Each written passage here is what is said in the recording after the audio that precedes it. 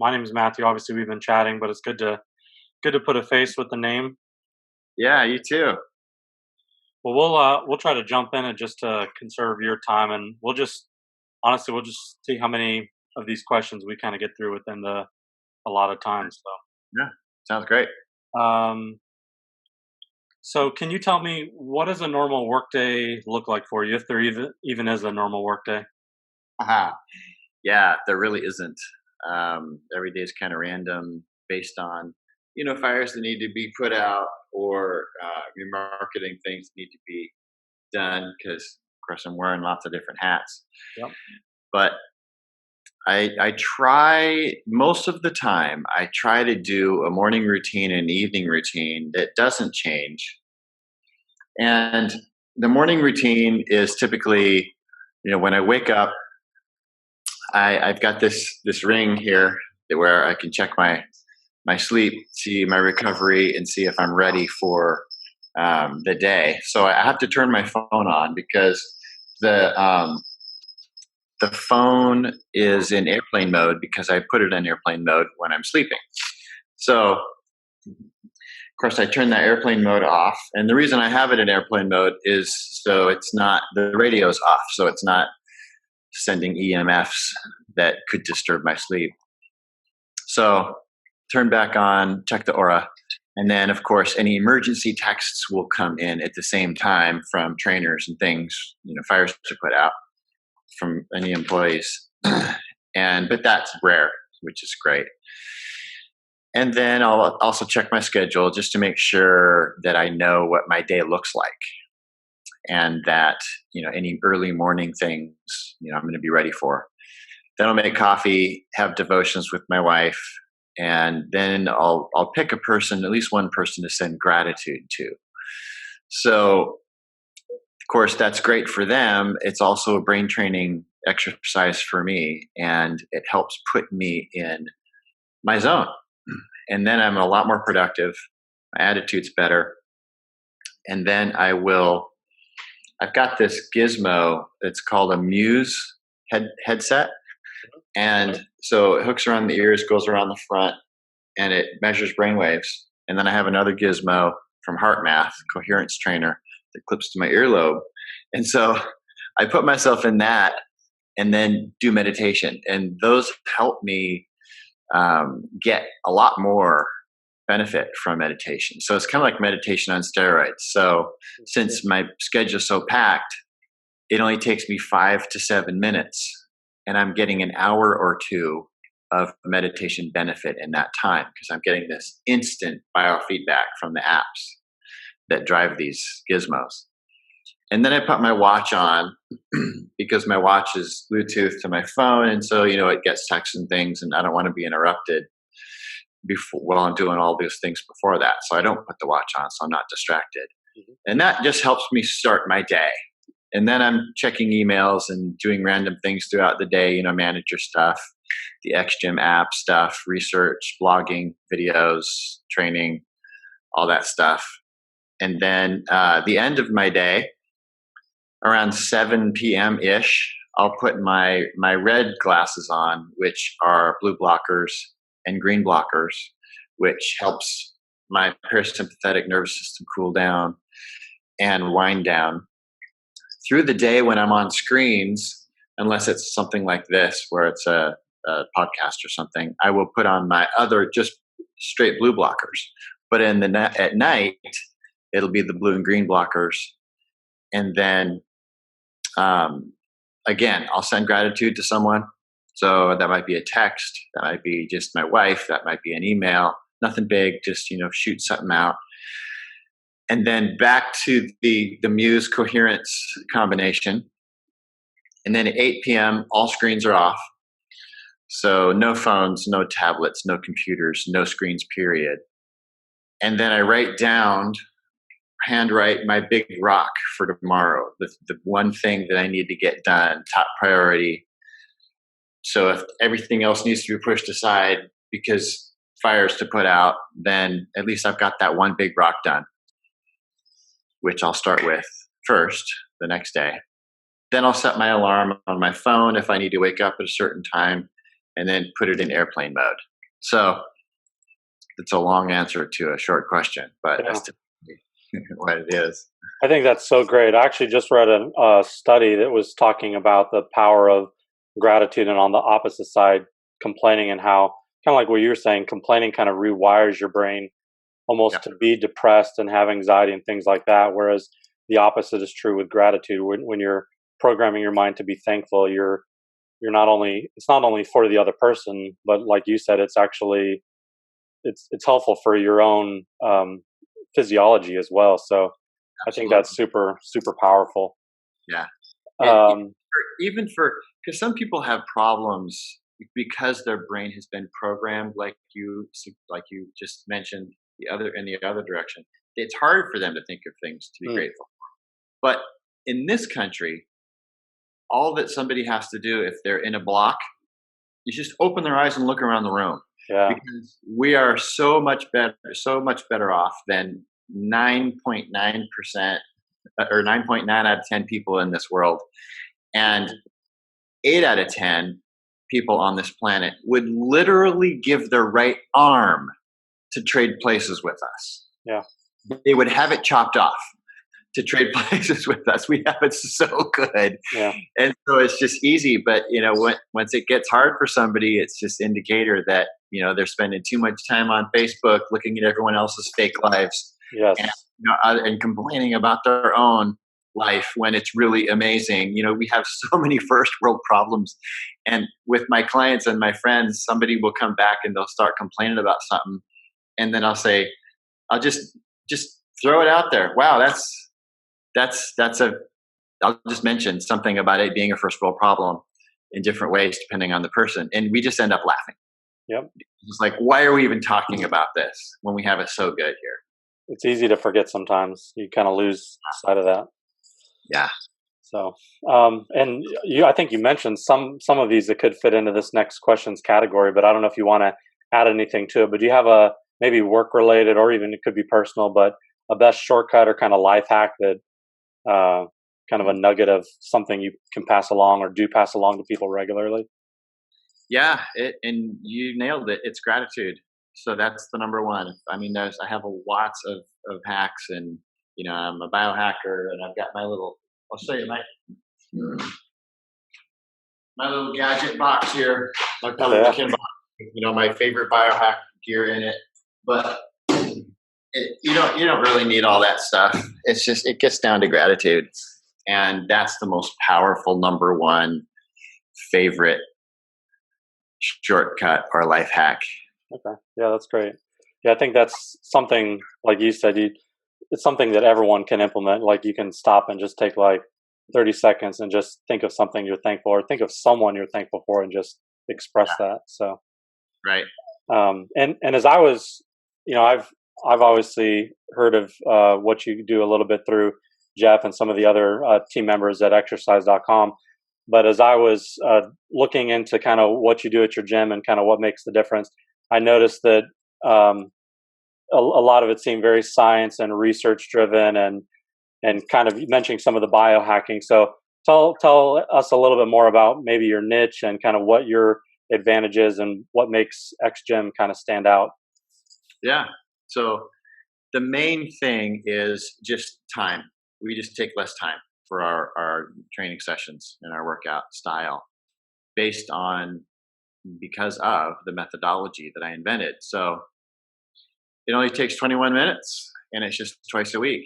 And so up until we came out with the app, it was appointments. People would come in for their appointment to the club, or they would, we should meet them online doing the remote training, live training. And in both cases, it was 21 minutes. And so is the app. But what we've noticed since we've been on the app is people are kind of running with that and modifying things, because sometimes they'll do longer than 21 minutes. They'll put in more workouts than we would, or more exercises than we would if they were live, which is fine. And some people are going to the other extreme because each exercise only takes 3 minutes. And so they're saying, well, I have 3 minutes now. And they're opening up the app and doing one thing, which Hmm. is really cool, which I hadn't even thought of. But Yeah. a great idea. So people are kind of stretching that on both sides, which is really fun to see. Kind of And adapting what you've already kind of developed to kind of fit the busy life schedule. yeah, and that's our main client is really busy people and people who may not be busy but don't like working out. They would rather spend time doing other stuff than exercise. And so that's who our clientele are. Now, the people who, are really into the CrossFit community or, bodybuilders and like to spend a lot of time in the gym, they're just not our market. They won't be interested in what we do. But our people are really super busy, usually executives and people who just would rather not spend their time exercising. So we just help them get it done really fast and we get great results. And the other thing is that makes us different is our level of safety because it's very controlled motions, kind of like Tai Chi with body weight, lightweight, or carpet sliders or elastic bands. And so it sounds easy when I put it that way, but because it's 3 minutes of constant time under tension to complete muscle fatigue, it's not at all.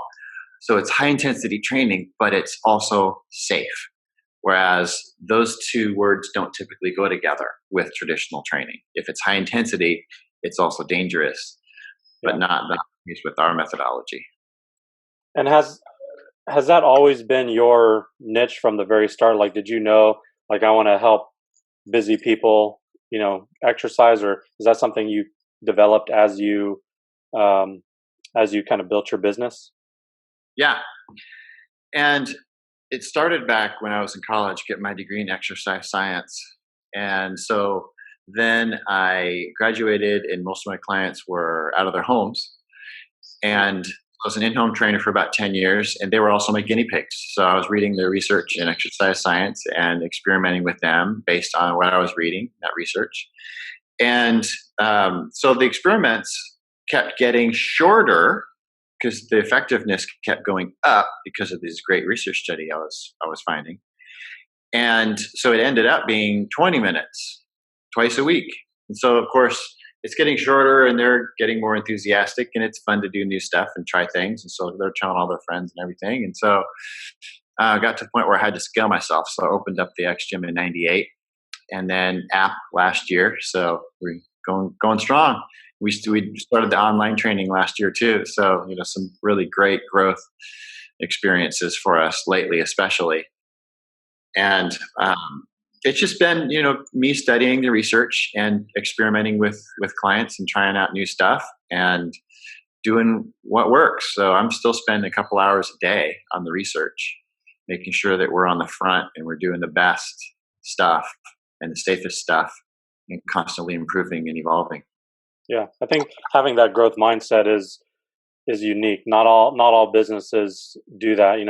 Some are just happy to find their thing and just get stuck in a rut. So it's refreshing, I think, to see someone who's open to new ideas and, like you said, even staying up with the research now after you've already got something that is working and is beneficial. There's always ways to tweak it. And it was really interesting to hear about how the app has helped even those busy people maybe show us something that you hadn't even thought of, with either stretching it out or shortcutting it. Because I know for me, working at home, you have to find ways to stay active, and so that Yeah. usually that's what I'll do. Like, I have set times where I'm 4 or 5 minutes throughout the day, like getting up and doing something to get the heart rate up. So Yeah. um, that's great, and I think we've already kind of danced around this, but I would think that the value would be that time saving. But how do you think through that as you're working on programs and working with clients and creating value for them, even outside of just the obvious, like, time savings, 20 minutes a week, 2 times a week, and Mhm. focusing on other things that are important, but what other value adds, and then how do you think through that as a business owner? Yeah. So the value adds are, of course, the time saving and the safety, but Mm. also functional training because we're not using machines with hinges, guiding the movement. We're using the body as the gym. So what people get out of it is a functional fitness that they can use in the real world. So they can use it to go do the fun stuff they want to do outside the gym or outside the app. And so what I tell people is you're going to spend 42 minutes a week doing the methodology, the type of exercise that we have in the gym and the app, to have the other 10,000, 30 minutes a week free to do the stuff you like to do and to sleep better and all those things that help them get healthier. Because the value that we provide is mainly health. And the style and the methodology that we use is focused towards getting people healthy, giving them that functional fitness so they have a healthier, happier life. And that's our goal for people. So when people come to us and they say, I want to lose weight for my class reunion coming up, or I want to get that 6-pack or whatever it is, what they're really saying is, I want to get healthier. And so, the old adage is true: give people what they want and you'll get what you want. And so we're just really giving as much as we can people what they want, and the rest falls into place later.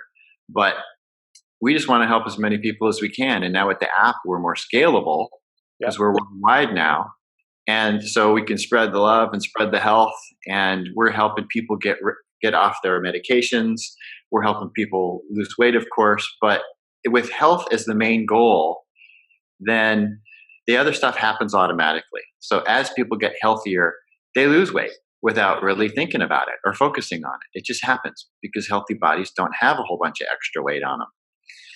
And we also have an online course that we use to piggyback with the app and with the membership. So people get automated lessons, if you will, on health stuff and fitness stuff and the methodology explanations and things like that. So it's really a whole thing. It's not just a bunch of workouts. It's a life course on how to get healthier and happier and feel better and get the goals and things that people are really after. So a more organic approach, holistic. Yeah. That's great. Yeah.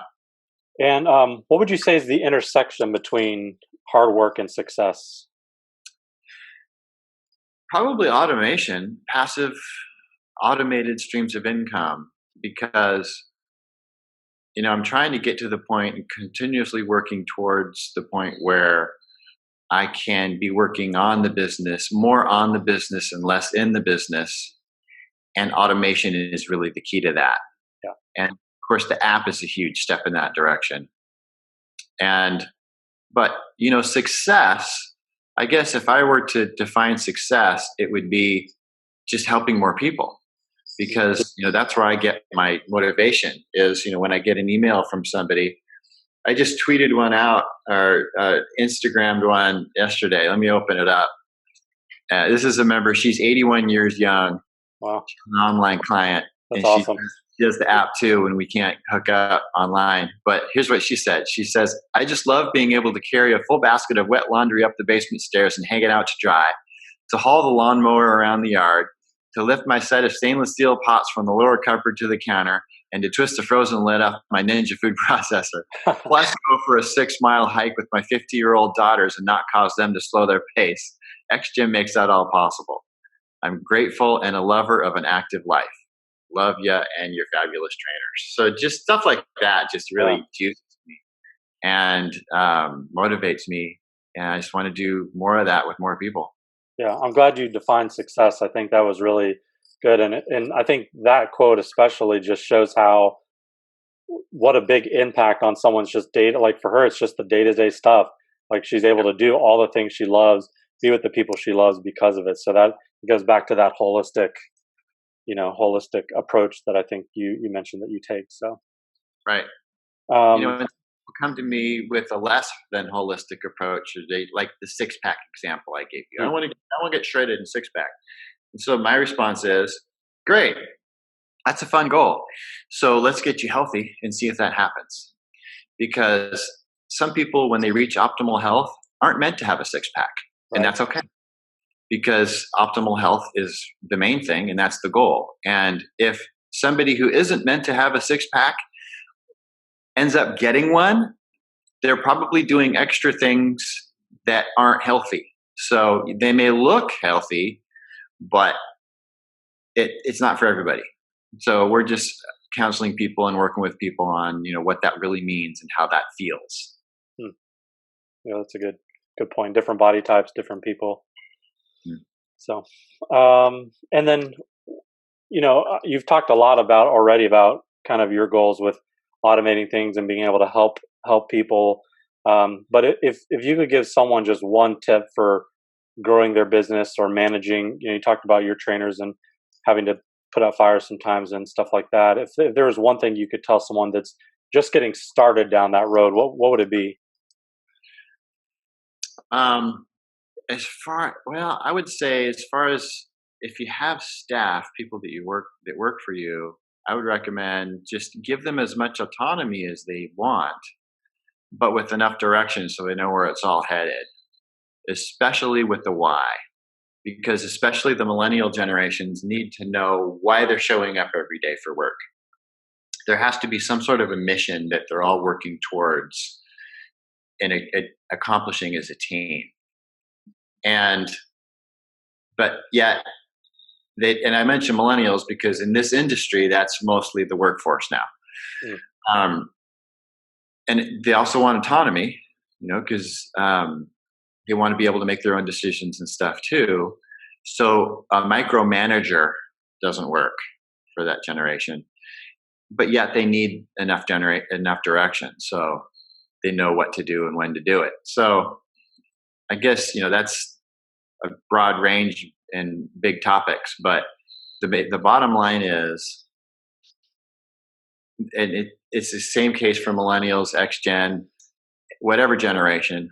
People need to know why. They need to know the mission. They need to know the purpose and feel like they are contributing to that purpose. So that's really the most important thing. Okay, great. And what motivated you? You talked about setting up your app over a year ago.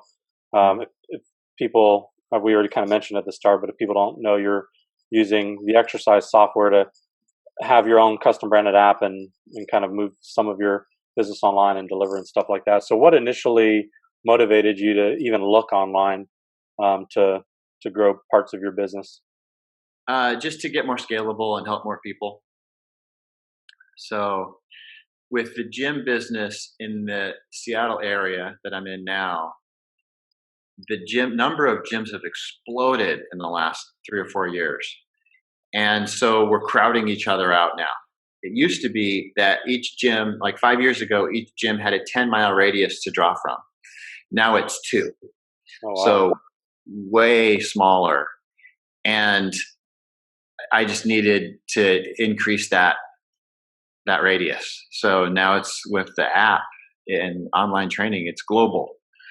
So now we're able to have a bigger radius and affect more people and to scale it more easily. Yeah. Do you think that trend, kind of having your finger on some of the industry, is that trend happening in other bigger cities too, where that radius is kind of shrinking and people are having to think through that, or is that unique to Seattle? You think? It is worse in Seattle than anywhere because we have the best economy in the whole country, and that's why everybody's moving here. We've got 10,000 people moving to the area every month. So I think we're probably one of the fastest growth, certainly in the top 5 in the nation. And because of the big companies we have over here, the Amazon and Google and Microsoft and Boeing, and, it just really drives the local economy. So it's probably opposite in some other cities, but I think for the most part in this country, that's probably the most common story because our economy is still growing. Things are getting better. And I would say in other countries in the world, they're probably going the other way. But our country is in our own little bubble. And so Yeah. we're riding it and it's great. As long as it lasts, it's great. So that's what's happening now, at least. Yeah. And then, how have you used your website and SEO to market your business, and maybe Facebook and other things like that? How has that helped? So still working on that. And right now it's just organic and, friends and family and we've already proved our concept. So Yep. that's always the first step. It's just proof of concept. Proof, because ideas are great, but to prove that it actually works in the real world is the first step. And then we've done that. So now we're in step 2 with promoting it, friends and family, organically. I'm also doing, a lot of Instagram, hooked to Twitter and Facebook. I'm rarely on Facebook or Twitter, but Instagram pushes to those. And so, doing that 4 or 5 times a week, and just to keep people aware of, us and what we're doing and how we're different.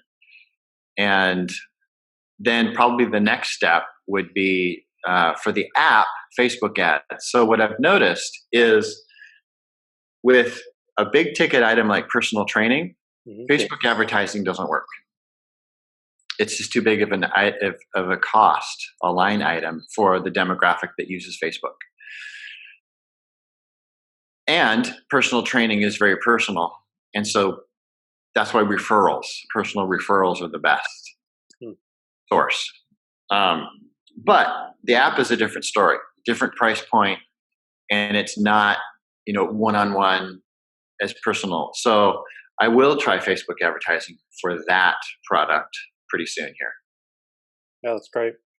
Yeah. One more question to wrap things up. You mentioned the gratitude early on, and that's kind of been a theme, just helping people, the gratitude and kind of that positivity. So with that being said, who would you say is your role model or mentor, and how has this person impacted you? So I guess we'll end with giving you the opportunity to give a little gratitude to someone. Yeah.